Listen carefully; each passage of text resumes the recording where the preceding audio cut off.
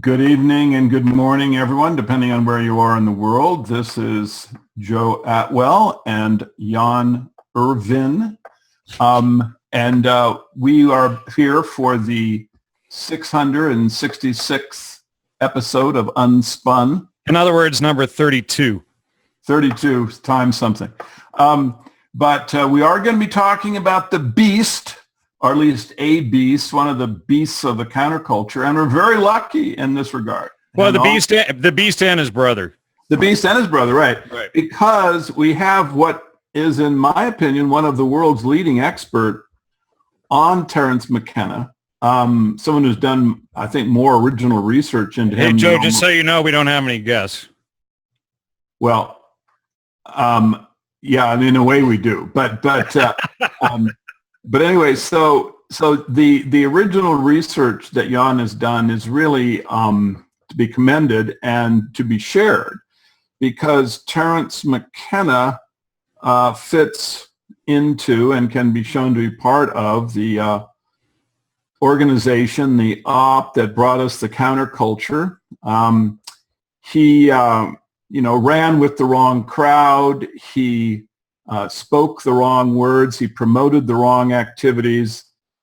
He makes no sense as a human being except as someone who is part of the op. So what you have here is someone who deliberately polluted culture. He got away with it. He's very, very popular. One of the reasons I'm happy to do this show is because McKenna enjoys such a stellar reputation now. I mean, he's seen almost as saintly by people in the drug community, drug-taking community. Today. Oh, no, he's a full-blown saint as far as they're concerned. But anyway, all of this started to fall apart because, he started getting the attention of Jan, and Jan was able to basically decode a lot of his words, show a lot of his associations, and incredibly, Jan actually has an audio tape where McKenna describes his relationship to the op. It's one of the real fingerprints of the oligarch. So Jan, I first want to congratulate you on this great research you've done about Terence McKenna. How would you describe him in a general sense to someone who really doesn't know much about the guy? Well, that's a really good question, Joe. And for those people who are familiar with who Timothy Leary was the psychedelic guru of the 60s who went around promoting LSD. He was an admitted CIA agent from 1962 onward. He faked a whole prison escape and everything with the Weathermen and with, what's her name? Joanna Harcourt Brace Jovanovic, the heiress from the publishing house there, who is likely also an agent. He was, promoted as this guru for the 60s counterculture and counterculture revolution and how to be anti-establishment, when really he was created by and promoted by the establishment. He was a creation of the Harvard Social Relations Department, etc. What we have with Terence McKenna is a similar background, in fact. And Terence McKenna admitted that he was recruited. Now, what I'd like to do, Joe, is Terence McKenna's own brother, Dennis McKenna, at the Free Your Mind conference last year, made a recording, a very slanderous recording against me, name-calling, say I needed to check my medication and all of this stuff. And this nonsense rebuttal keeps being promoted by everyone, including Dennis McKenna, Joe Rogan. In fact, just this week, Dave Asprey, whom you and I interviewed on this very subject and the promotion of these type of people, had Dennis McKenna on this week. So, it's a good time to bring this stuff on. But what I want to do is start off with this recording of Dennis talking about his own brother. Now, his brother died, and it was like 89 or whatever. Something like that, or I'm sorry, 99, 98, 99. Right. Somewhere in there. But anyway, this is a little screen capture of, or a little clip of Dennis at the Free Your Mind conference, which as far as I'm concerned, in my opinion, is a huge Satanist disinfo organization, and I spoke there in 2011. They've invited me back 3 more times, which I refused to go there to speak again each time and actually sent my money back. And this year they didn't invite me at all. But last year they actually tried to get me to show up with Dennis McKenna, and they were attempting to get us to butt heads there at the conference. But anyway, here's the clip from the conference. And so here we go.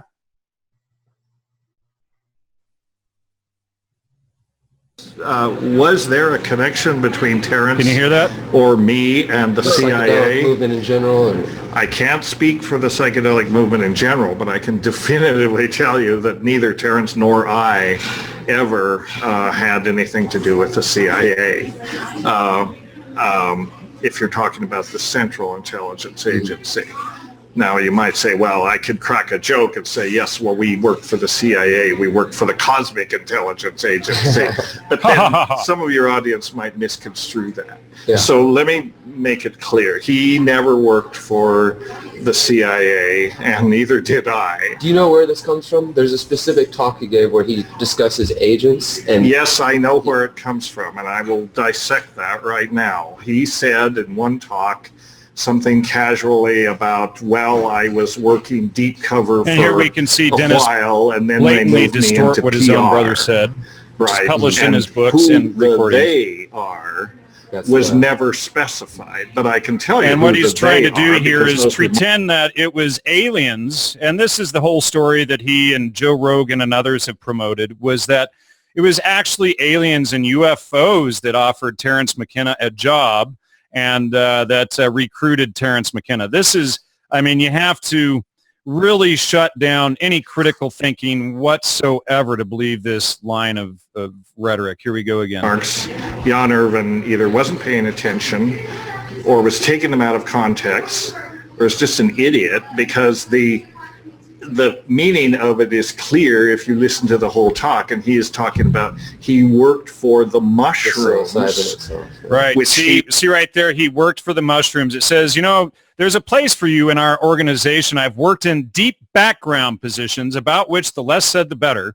Do mushrooms have deep backgrounds, ladies and gentlemen? If you actually believe that, you need to do some hard thinking, because this whole operation, which we'll show as we progress through this episode, is the CIA and intelligence community. So maybe he didn't work for the CIA. I did say it was possible that he was recruited by the FBI as well, which Terence admits in his own stuff, but we'll continue on here. He did understand, correctly or not, to be actually whether it was the mushrooms themselves or they were representative of an intelligent race that was controlling it, but he worked for the mushrooms. That was the they that he worked for, and he was deep cover, and that refers to the years when he was not in public, when he was actually in the basement growing mushrooms as furiously as he possibly could, distributing those. That's deep cover, right?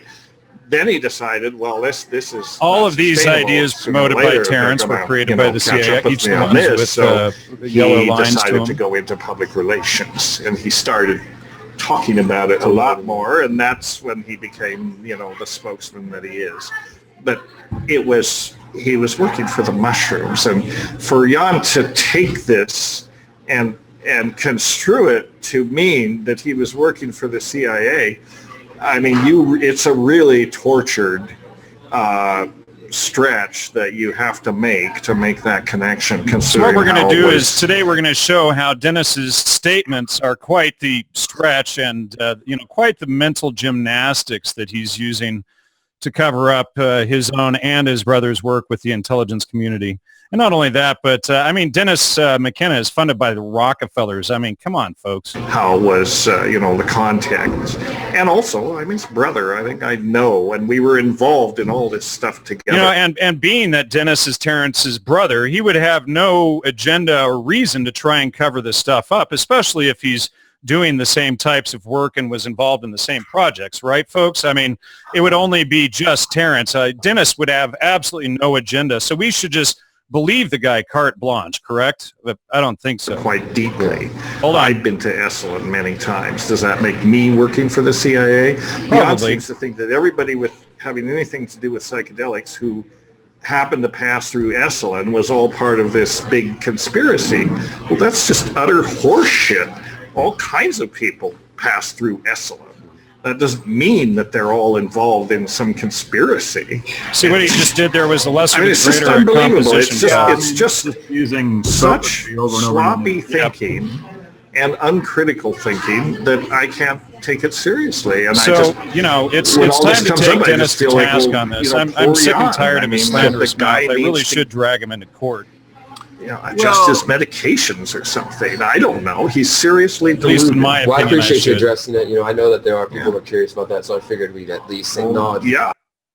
So anyway, there's the clip, and so that gives people a little bit of background on the attacks on me for daring to expose Terence McKenna. And so anyway, Joe, what did you want to ask there? Well, I just wanted to point out that he presents a context of there's really no reason whatsoever to put any particular scrutiny upon Terence and Esalen as being connected to the CIA. In other words, he just says that that's a fact that has to be asserted. It's he has all these dismissive contexts that he places it in. But he is just wrong here because the documentation showing that the counterculture was a creation of the CIA is virtually airtight, and I'm referring to the letters of Bateson and Gordon Wasson, which describe basically the foundation of the counterculture. The media's participation in it through Life magazine is completely vetted. It's not right. Well, let me make a connection here for you, Joe. Gordon Wasson is the so-called discoverer of magic mushrooms. Now, psilocybe mushrooms were really hard to figure out how to grow in the lab. And then once they got them to grow in the lab, it was even harder for them to be able to make them a street drug. Do you know who came up with the growing process to make magic mushrooms or psilocybe mushrooms available to the masses? Who is that? Well, it actually happened to be, Joe, Terence and Dennis McKenna. Would you believe that? They're amazing. And they wrote a book. Right. They wrote a book under a pseudonym called The Magic Mushrooms Grower's Guide, I believe. And I do have a copy in the room, but I'm and they published the name under Ott and Oris or something like that. But wait a second, Jan. Isn't that very parallel to the cover story that Gordon Wasson created for his own insertion of the magic mushroom into the public consciousness? Well, yeah, I mean, to be a mushroom expert, having all this desire just about mushrooms and knowledge about mushroom, and the fact. Sure. The original story is that they had gone down into the Amazon and they were looking for ukute or something like that, and then they spotted some Stropharia cubensis mushrooms growing in the field, and they had to take heroic doses, and then they create this whole story around that. And I had Dennis on my show many years ago, and I apologize to everyone for that interview. But back then I didn't know how corrupt and how much disinformation was being floated through the entire psychedelic and entheogen community via ethnobotany and ethnomycology. And it was in checking Terence McKenna's and Gordon Wasson's citations that I eventually stumbled upon all of this stuff to uncover it, especially with Gordon Wasson and then later on with Terence McKenna as well. Right. And so that I was just pointing out that McKenna is simply wrong in that the public and anyone who's trying to walk down the logical path needs to be very suspicious of anyone who is associated with Esalen. He refers to Terence as passing through, but in fact his title was scholar in residence, and of course Dennis, not someone passing through, right. Who actually has a payroll position at the institution. And then, well, Joe, but we should also mention who founded the Esalen Institute, which was this guy that you and I have exposed, from time to time. In fact, he's the worst psychopath, in my opinion, that's ever walked the planet. It's this creep right here, Aldous Huxley. Now, it just so happens to be that today would be Aldous Huxley's 122nd birthday. But the Esalen Institute was actually co-founded by Aldous Huxley and Gerald Heard with Dick Price and Michael Murphy, and the intelligence community, with funding by the CIA, with money coming in from Tavistock Institute and all of these different places. But, this is the information that, that Dennis wants to distort. I mean, we've got, we see Artie Lang from the Tavistock Institute. Here's the Macy conferences, Joe. I mean, you've done a lot of research on the Macy conferences. And for those who don't know, the Macy conferences were conferences put together by the CIA and by the Frankfurt School, et cetera, to fund and to decide the direction of the CIA's MKUltra program. So these people are all involved in that, which is also involved in the foundation of the Esalen Institute. Right. And I just to back up a second, I just want to say, if you look at the picture of, in the list of people that were in the Macy conference, I really want to one day do a statistical analysis of how many of them end up in one or another inside of MKUltra, because I think it's about 50%. 50? And the other 50%. You think it's really that low? No, I think it's more than that, actually. But my point is that when you see the direct relationship between Macy and the founding of Esalen, this isn't suspicion. This is almost, evidence strong enough to get a conviction in a court of law that Esalen is part of the project that these guys here in the Macy conference came up with. The Macy's worked with the Geschechter Fund, which was just a funding device for MKUltra. Gordon Wasson's pay requisition came through Geschechter. So basically, once the first pin fell with Wasson, once the evidence showed that the origin was CIA and MKUltra, then a platform, a structure that the suspicions that have been brought about by fact of, for example, the associations that Terence McKenna have. Now, at this point, they are no longer, as McKenna's brother is claiming, basically parallel mania or delusional. I'm sorry. This is the analytic path. This is the suspicion that is based in fact of a incredibly destructive crime. Sure. What you have is requires the citizen to go forward. So what you have is Dennis using sophist rhetoric, pretending he's using logic to attack the very foundation of this, because if he knows that if this stuff gets exposed, his own ass is caught in this mess because he's part of it. Yeah, he's part of it, and that's why he's trying to come up with clever arguments to be able just to now, Joe, I think that if Dennis is so certain that I'm making this stuff up, that we should just meet in court and I'll sue him for libel and slander, and then we can get all of this stuff on the record, get it all out in the public, and then let's start to put the CIA's MKUltra program and the Esalen Institute and Terence and Dennis and the whole lot of these guys onto the official court, public records. Absolutely. Well, I'll just, tell you, I'll debate him and have an exchange with him at any time and anywhere. If this guy really thinks that the connections that show his brother was an agent of the operation, the deliberate operation that was primarily constructed out of the MKUltra program to create the counterculture, if he really thinks his brother is clean of this, well, bring him on. I think it would be very easy. In fact, I'll be happy to go to that. So, let's just, Dennis, you're invited to come on the show. We'll have a little chat. Yep. I'll come on your show. You can come on mine. I don't care. Let's have the debate right here on UnSpun. Absolutely. Right. Yeah, that'd just be fantastic. And he can just make the case under some real analytic scrutiny as to whether or not his brother it is suspicious that his brother is now, and we can discuss why his brother was promoting, Rianne Eisler's communist feminist nonsense from the Club of Rome and from the intelligence community, which we have documented. I mean,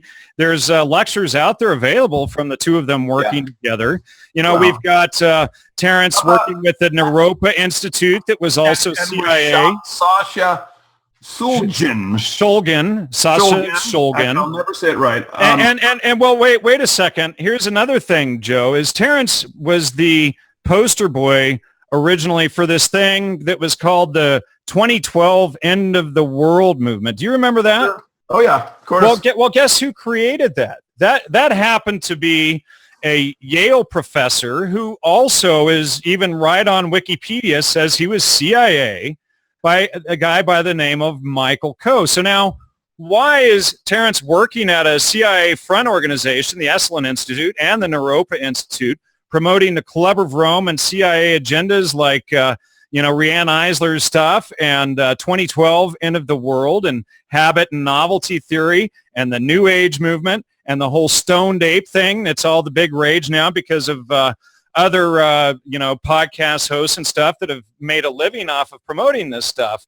Right. But, is it just so happens that Terence worked with these people, just so happened to hang out with Francis Huxley, Julian Huxley's son, just happened to hang out with guys like Genesis P. Overidge and, half the others, Laura Huxley, Michael Hollingshead, Michael Murphy, Gordon Wasson, Rupert Sheldrake.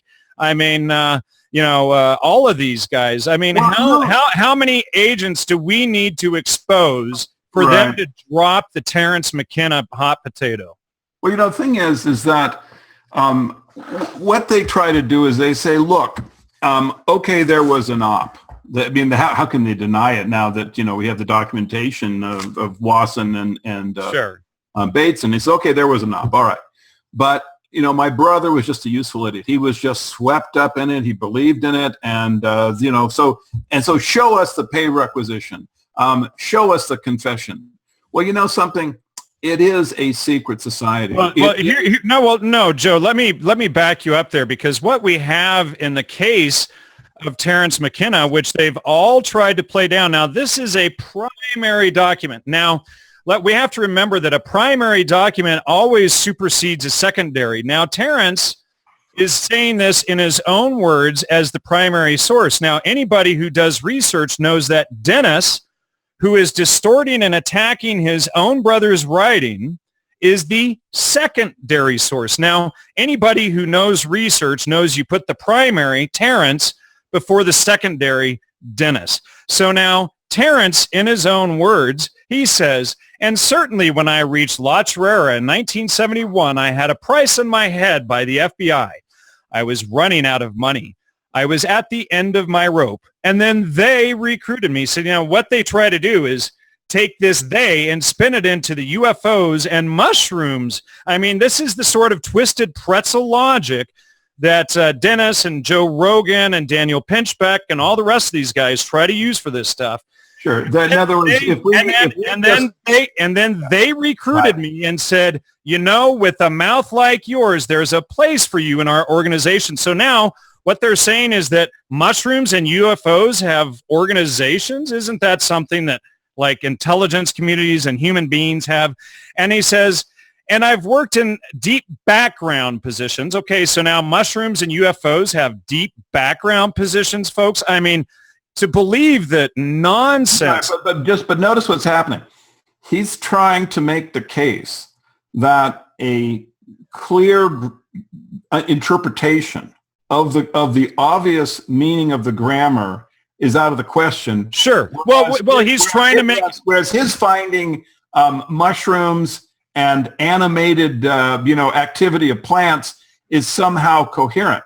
So you can see right off the bat there's just something. Well, what he has to do is he has to argue that his own brother was lying, and then he has to make up a distorted story to then sell to the public that his brother was really recruited by mushrooms. Now, continuing on here, and I've worked in deep background positions about which the less said, the better.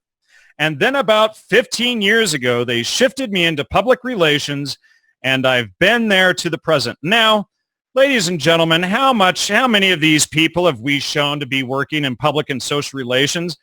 Michael Hollingshead, Timothy Leary, Ralph Metzner, Ram Dass, Terence McKenna. This is just right off the top of my head, the ones who are working in social and public relations. And there's, Henry A. Murray. We could go, Dick Price was in the same Harvard Social Relations Department over there, who went and helped to found the Esalen Institute. And of course, Aldous Huxley, one of the architects for MKUltra, was there at Harvard working with them and helping them decide all this stuff. And then he's also hanging out with Francis Huxley on top of it. I mean, come on, Dennis. Let's, the gig is up, Dennis. Well, and also, Dennis, hold on a second. Hold on. Dennis, you're busted. The story is done. The gig is up. But just remember what's going on here is that the structure that we're showing is in other words, which our interpretation of McKenna's own words, the clear, obvious, grammatical, straightforward interpretation of his words, is completely and logically related to the other primary documents that we show, right? Absolutely. Well, not only that, but Joe, Terence talks about being on the run from the FBI in his book, True Hallucinations, on page 166. In fact, I'll just show these on the screen. So, we have his own brother talking about his shipments getting caught by the FBI, and then, the decision to depart to California and the Bombay. This is all right out of Terence McKenna. Of course. And then what Dennis does is in the Brotherhood of Screaming Nonsense, or Screaming Abyss, or whatever they call that book, you actually have Dennis omitting all of these citations here and then creating his own narrative. Now, Dennis says that Terence went to court. Now, I went through all of the Denver and Colorado state records. There is no record that Terence McKenna ever went on probation for his smuggling. There is no record of him being caught in these court hearings that Dennis wants you to believe. And I say, Dennis, the onus of proof is on you, pal. So how about you supply the documents of your own claims that you've slandered me for the last several years and published in your book? Because you know what? I don't think they exist. And I told you on Skype to send them to me or stop your slander. Right. See, he doesn't understand, or he probably does, but he's trying. I think he does. What he tries to separate is the fact that we are very solidly exposing the operation in general and agents within it, right? So he's trying to isolate all of the these particular elements about his brother, where he can say, "Oh, it's just the mushrooms that he's talking about." But the problem is not only is the interpretation that you're offering for the words just the straightforward, natural understanding of them, but that interpretation fits perfectly into the pattern, the structure of evidence that has already convicted people like Leary, Let me ask you a question, Joe. Hold on. Sure. Let me ask you a question. Do you happen to know where Terence McKenna recorded that statement of him admitting that he was recruited and worked in deep background and public relations? I would guess Esalen. Well, Joe, how did you know that? Because clairvoyant. You must be clairvoyant, because it was at the Esalen Institute, which is a CIA front organization, again, founded by Aldous Huxley and Gregory Bateson and the Macy conferences and all the other agents. And Terence just happened to be scholar in residence there, not just passing through as this hokum that Dennis wants the public to believe, but he was scholar in residence. That means he lived. Exactly. And that just adds another level of support for the interpretation that he's making reference to his connection into the intelligence agency's operation. Because when you're addressing a room full of agents, The words are absolutely and completely transparently related to the operation. There's no way that you can ever even squeeze in the fantasy. Right. Well, see, I just want to, but let me just finish. The way you can actually create a structure to understand, which interpretation is the best one is simply to remember the MK Ultra reunion party, and the transcript is at Gnostic Media, where you have Leary and all of the other MK Ultra people sitting around and chatting. Once you know that all of these individuals were MK Ultra doctors and employees, and when you know what MK Ultra was trying to do with LSD, once these facts are out, then you can listen to the dialogue and it makes perfect sense. This is just a pack of agents discussing the op. Now, when you compare that to McKenna's speech at Esalen that was recorded, it's exact parallel. It's an exact parallel. Now, Joe, originally tonight's show was going to be about UFOs and exposing the whole UFO thing, because I've been doing a lot of research into that. And, surprisingly, or maybe not so much, the whole UFO thing comes from the exact same group of people, plus or minus a couple here and there. But now what they're all playing up this whole UFO thing on is a comment that Terence made in the paragraph before in that same lecture. Now, Terence said, "I wonder myself, you mean am I the alien ambassador whether I like it or not? Ha, ha, ha. Well, I often ask this question. I've been said it beats honest work. It beats honest work." So he's admitting he's dishonest, that he's a liar, a sophist. I mean, my brother is a PhD in 3 subjects. He's referring to Dennis McKenna here, and works in hard science, and yet I don't think it's brought him immense happiness. Well, also, one little problem with... well, hold on, wait a second. It gets better. Hold on. Yeah. I don't think it's brought Dennis immense happiness. Not that he's despondent, but I was always kind of a slider, So, so here he's a sophist, a liar, a slider.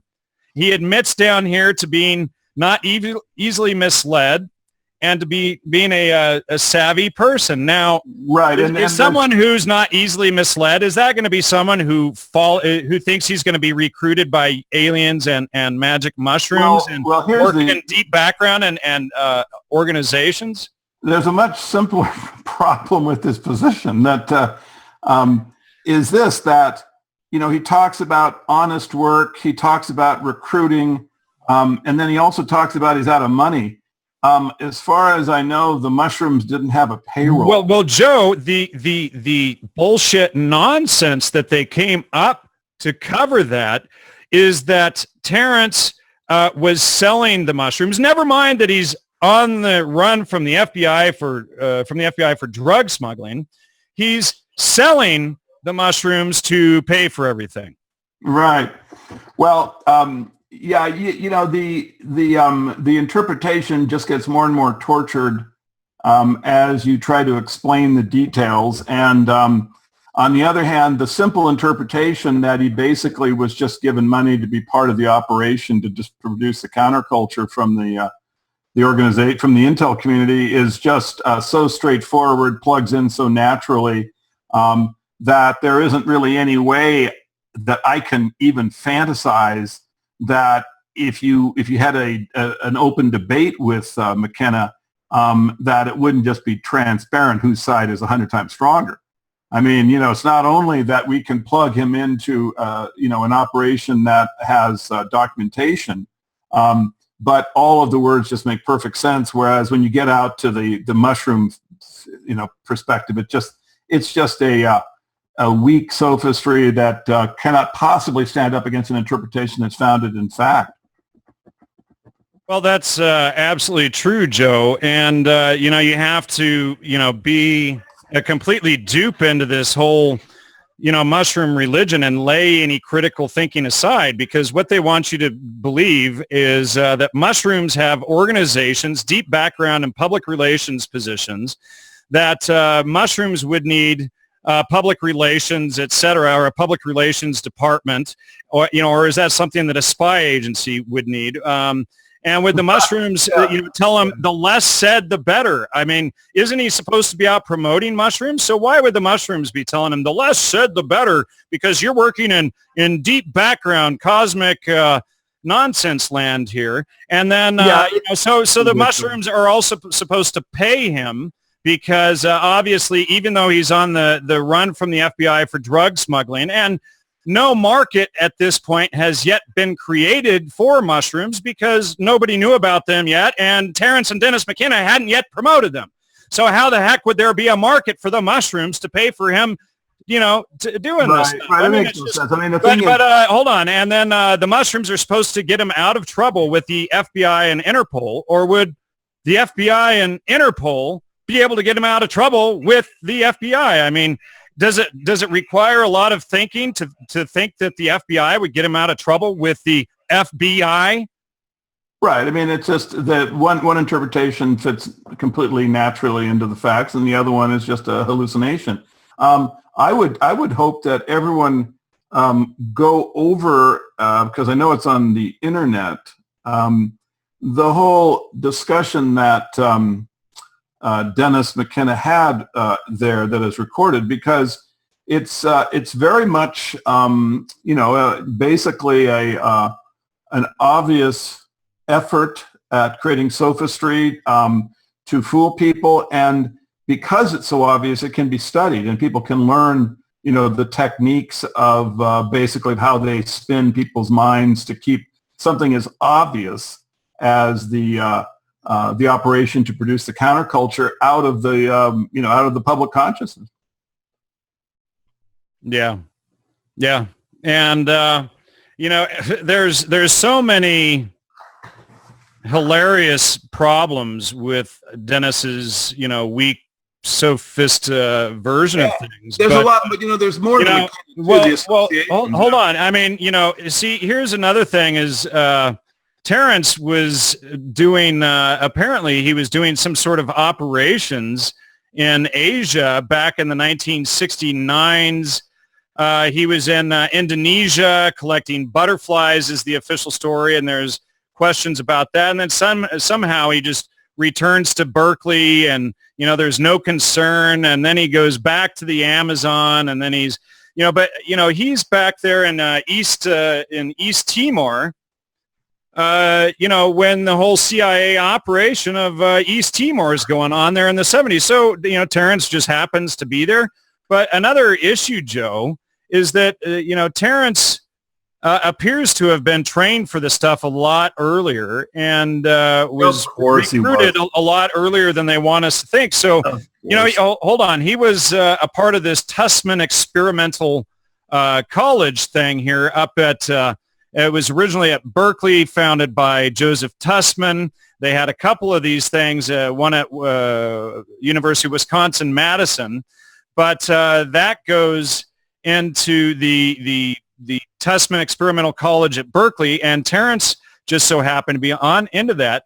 Now, Terence's main theories, he promotes transhumanism, which we know was developed by, Julian Huxley. We never have to go far from a Huxley, and Pierre Teilhard de Chardin, who, of course, Terence was a big fan of him because Terence promoted the habit and novelty theory, which was just a reworking of de Chardin's omega point theory. And then he's into John B.S. Haldane, the famous eugenicist, and he reworks a Haldane quote, "My own suspicion is that the universe is not only queerer than we can suppose, but queerer than we can suppose." And Terence twists that into, isn't it, it isn't stranger than you suppose, it's stranger than you can suppose.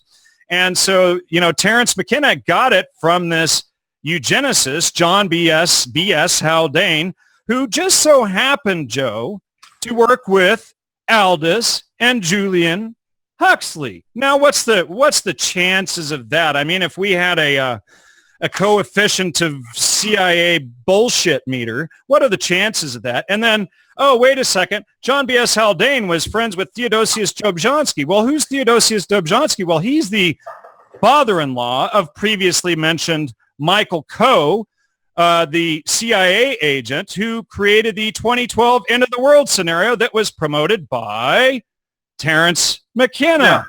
I mean, where is the weak logic, and how did Dennis debunk anything? I mean, it's fun to, run around and tell these stories, but I mean, it's just nonsense. And then we also had Terence was at Kathmandu doing a whole bunch of stuff there. Well, also at Kathmandu was Michael Hollingshead and the Brotherhood of Eternal Love and Ram Dass. And of course, Brotherhood of Eternal Love was doing all kinds of hash smuggling and stuff out of there. They were working with Timothy Leary in the CIA out of Orange County here in California. And you have Marshall McLuhan, which Terence gets a lot of his stuff from. But Terence even admits, ladies and gentlemen, that he was a bard. Now, a bard, and unless they've changed it up here, is somebody who tells the praise of the patron or monarch's own activities. Now, why would Terence go around bragging that he's a bard that gives out the praise and promotes the nobles' activities? I mean, it could be using the term in the corrupted sense because of Shakespeare being the bard, that people basically anyone who can write or. But you're right. That is the precise and real definition. Jan, I mean, to me, McKenna's guilt was very, very simple. And and this is before I read your articles that showed all the associations. And the way I got to him was simply through the fact that he was promoting an archaic revival. And I knew that, So what I knew is that Bateson had developed the idea of the native revival. And wait, Joe, where did let me finish. Where did Bateson? Let me finish. All right. I should tell this part of the story, though. I know, but I know you can do it. But let me finish. So he was, Bateson produced the idea of the native revival. McKenna then produced basically the same concept, and of course it was also he renamed it or remarketed it, the archaic revival, which a synonym for native. But the point is that it's just like the guilt of Kesey is demonstrated by you have this connection into MK Ultra, and the idea that then that individual Kesey would then just accidentally go on and produce the acid tests and promote drugs to the population. I mean, this is preposterous. It obviously is connected into this very, very unusual fact, which is the fact that he had employment with MK Ultra. And so with McKenna, I just look at this guy and I say, well, wait a second. He's promoting the archaic revival. He's promoting drugs at the same time. He's also has all of these new age ideas that he's pushing. It's just obvious he's guilty because you couldn't get accidentally to this point. He would have had to have been swept up by all these different streams and just artificially created. And I just think that that's just far-fetched. So that's how I got before. Well, yeah, I mean, there's just no way that he could be associated to all of these same people promoting the exact same agenda that we've been exposing for years, Joe, and, be completely ignorant while he's scholar in residence, while he admitted he was recruited, while he admitted he was in deep background and public relations. Now, what is a public relations expert, ladies and gentlemen? It's someone like Edward Bernays. It's someone like Dennis McKenna, who's an expert in sophistry and spin and trying to get people to believe that Terence's own admission of being recruited, for the agency and working in deep background and public relations isn't that, but that, UFOs recruited him. Now, never mind the onus of proof that UFOs exist and that the aliens exist or that mushrooms have jobs and organizations and pay money and all this stuff. I mean, of course, all of this stuff would be on Dennis to prove. And of course, if he can't prove any of it, it's called arguing the arbitrary and it's dismissed by default. And so, there's just nothing that Dennis can stand on, logically speaking, to uphold this BS story that he promotes. Right. So you see, this is what we really need to get out to the people, is that the case we make is one that is really founded in very, very strong evidence, actual primary documentations. It is extremely logical, right? I mean, it makes perfect sense of all the little aspects of McKenna's life. And then beyond that, it is necessary. It's absolutely necessary. Dennis McKenna is just wrong, because what he should be doing is supporting our work. Because the fact is that MKUltra did exist. This is a fact. It did attempt to create the counterculture. This is a fact. And therefore, he should say, if he was an honest agent, he would come forward and say, as much as I hate to do it, it's possible my brother was part of this. And so rather than name call, you could in the little piece where he starts name calling against Jan, what this guy should do is say, okay, the primary documents now, which show that Wasson's whole project was MKUltra and demonstrate that MKUltra was trying to produce the counterculture, that they were trying to produce an archaic revival. I look at my brother's activity and I can see how anyone can see how natural and logical it fits into that. And so what I'm going to do is I'm going to try to help with the investigation, because maybe there's a chance I can clear my brother. Perhaps he was just a useful idiot that got swept up. Sure, and I would be down with that. And I would be down with that too. But the fact is, when he uses the sophistry, and if you saw, when you just look at that, you picked it apart very nicely, and the name calling, then it's clear what he's doing is he's just trying to deflect people's minds away. Well, sure, and Joe, when I sent Dennis an email when I first discovered all of this, or I sent him a Skype message, and I still have quite a number of the emails, I was met with rampage name calling. And the emails as well. But what's interesting is each of the emails that I sent Dennis, see, when I sent Dennis these questions, Dennis actually had to withhold his book, The Brotherhood of Screaming Nonsense, from print for several weeks.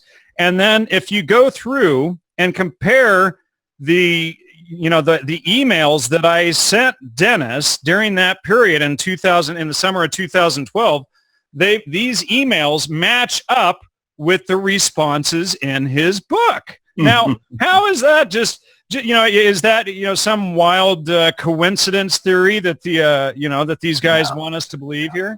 Yeah, exactly. Let me point out too that you mentioned the reunion party video earlier, and in that video, Al Hubbard and Timothy Leary are in the beginning talking about the Galactic Center, referring to the intelligence community.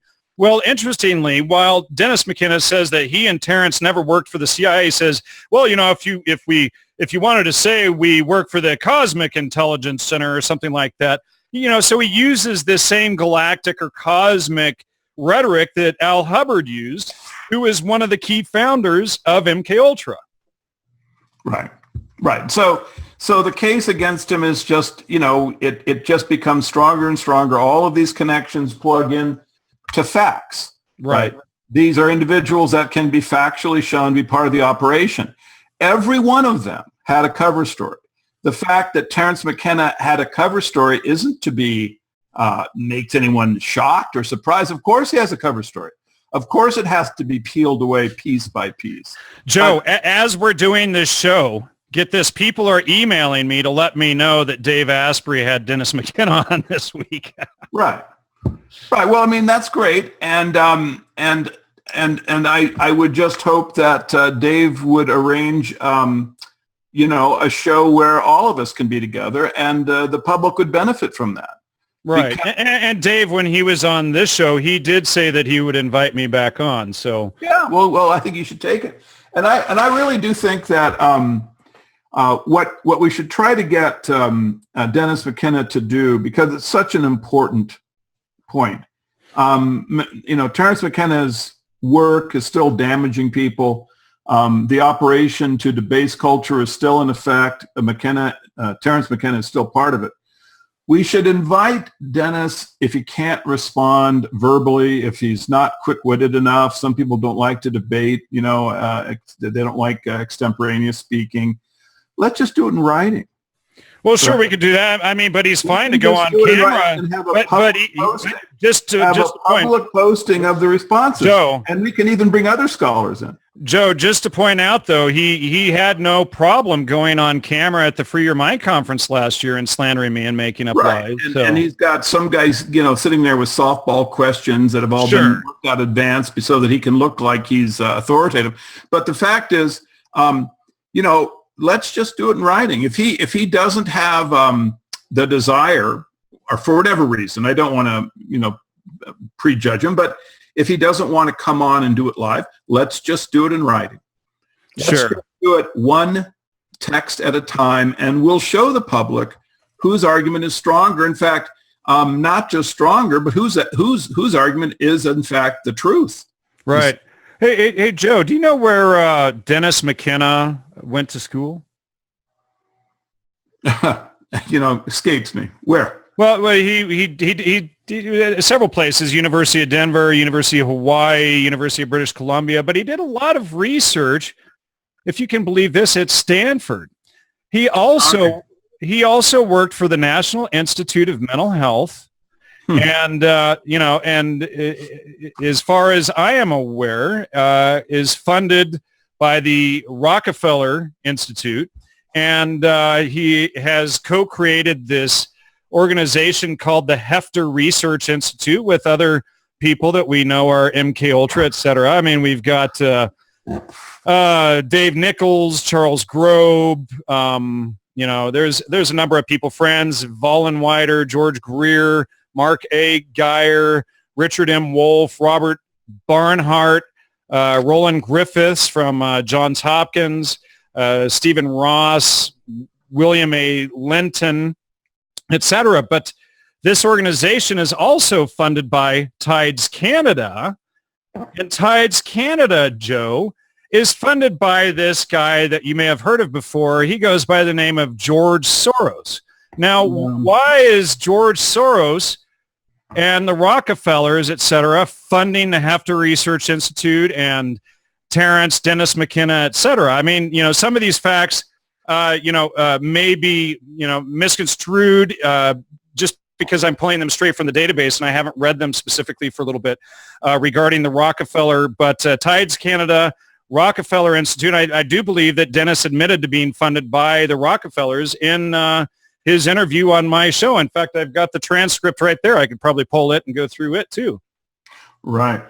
Well, if someone knows Dennis who's listening to this, may I suggest that you be forceful in the request to have him participate in a written exchange with us, because I think it's pretty clear from what Jan just pointed out that the operation is still ongoing.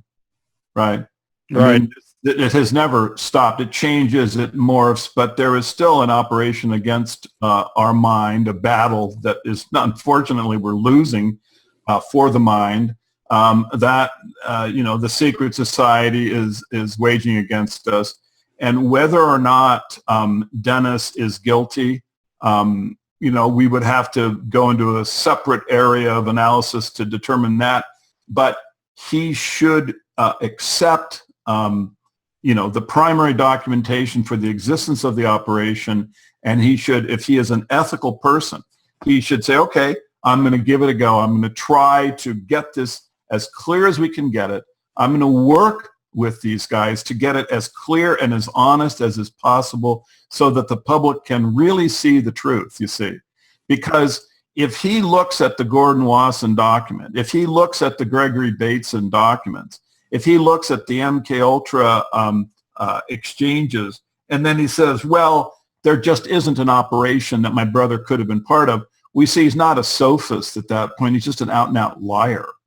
Right. We've got to let's try to work with this gentleman. Let's not name call him. Let's just say, sure. There is a really important avenue of information that the public. And I should say that anything I've said about him in this episode is my own opinion from many hours of research into him and his brother. But it is my own opinion. But I don't blame you a bit, Jan. The insults that he hurled against you, in the context of deliberate sophistry, are just unacceptable. Sure. And I mean, you're known for being, never losing your temper, for always being calm. So it doesn't surprise me that, you didn't get too angry with this guy, but I probably would have if someone like that was name calling to me. But in any case, let's try to move past all this. This is just, that's just his attempt to deflect, against the analysis. Let's get into the analysis. Let's bring him right into the Gnostic media posting world, and we can post his information. We can give the responses, and I think that within 400 or 500 words, it'll become clear whose argument is stronger. The public will to see the truth. And it's important for the public to know this, Sean, because the operation is still going on against us. Sure, I agree with you, Joe. And, one more point that I want to make here is that I have filed FOIA requests on Terence McKenna. And the FOIA request came back a denial of response, saying that a search for records would reveal an openly acknowledged agency affiliation up to and including the date the agency started the search and did not locate any responsive records. Now, in legal terms, responsive just means that these are documents that they can send out. Now, even in this thread, all of the sophists got into this thread and tried to lie and distort and make it all look like responsive meant they didn't have anything. But it says clearly agency, a search would expose an agency affiliation, including up to and including the date the agency started its search and did not locate any responsive records. And then it goes on that the information is classified, and it gives these reasons down here. Now, I also filed FOIA requests with the FBI regarding Terence's own admission of being on the run from the FBI in his book, True Hallucinations. Oh, good. And that also, Joe, that also came back classified. Right. Well, what a pity. Well, I mean, look, we're dealing with a blacker than black intel op. Everyone is a lifetime actor who is a major player. You mean like deep background, Joe? Yeah, like it's exact. That would be a good way of describing. Oh, okay. And so, however, we know the operation exists. Deep background would be a lifetime actor. I just realized it would be. That is exactly what it is. You see, and so, yeah, every one of them will have a cover story, but the cover stories can, through evidence and reason, be stripped away, and the relationships that they have to one another, to their activities, and to the peculiar activity, the very, very unique activity, like the archaic revival concept of the operation, will identify these people. Will we ever find the pay requisition for Terence McKenna? No, I doubt it very much. Right, because we might, but what we will show is that the evidence and the logic are completely unified, and they are very, very strong. You would have to have just extraordinary, facts to the contrary.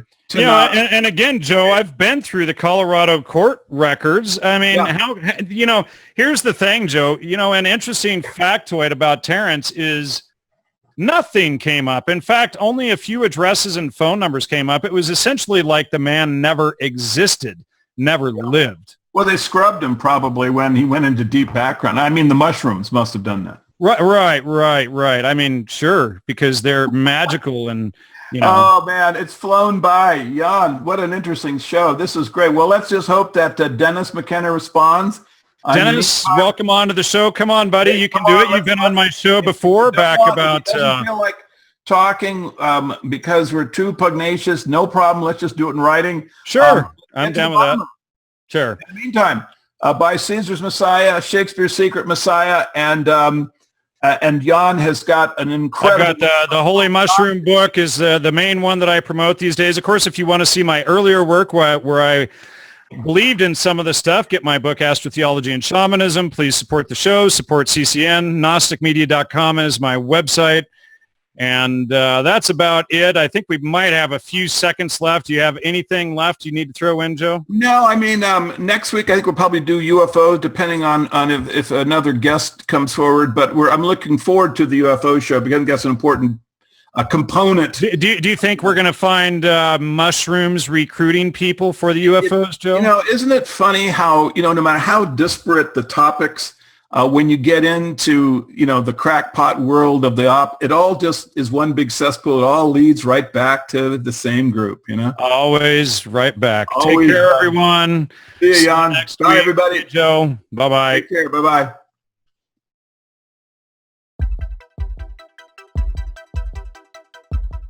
Conscious Consumer Network was designed to create a live broadcast TV network for free and independent media, and has been live on the air since the 1st of January 2015. CCN gets millions of minutes watched every month and is viewed in over 140 countries, having produced around 1,400 shows and counting. And it's very hard to get on the mainstream media, of course, the corporate media that's getting tighter and more monopolized and more restrictive for any outside information. The live broadcasts are free to view and all shows are archived in high definition on YouTube. CCN plays host to a stellar team of broadcasters and producers, all of whom rely on the network to get their message and information out to the world. CCN has continued to evolve, constantly seeking to create greater media usage and opportunities for both broadcasters and viewers, including supporting projects such as the newly launched consciouscommunities.org, a brand new social media platform that is free to use and has been created for those dedicated to the pursuit of freedom, justice, peace, and sustainability to come together and co-create the solutions to a better world. Due to the constant heavy usage, we are in need of replenishing and replacing of key hardware and infrastructural wear and tear. This includes the fixing and replacing of parts of the live broadcast equipment system, as well as increasing storage capacities for content and projects. Without this, CCN and its affiliate projects will simply not be able to continue. Conscious Consumer Network is a publicly funded project, and it is up to you all to keep CCN on the air. Support our funding drive with a donation or become a monthly pledger. We thank you all for supporting free and independent media.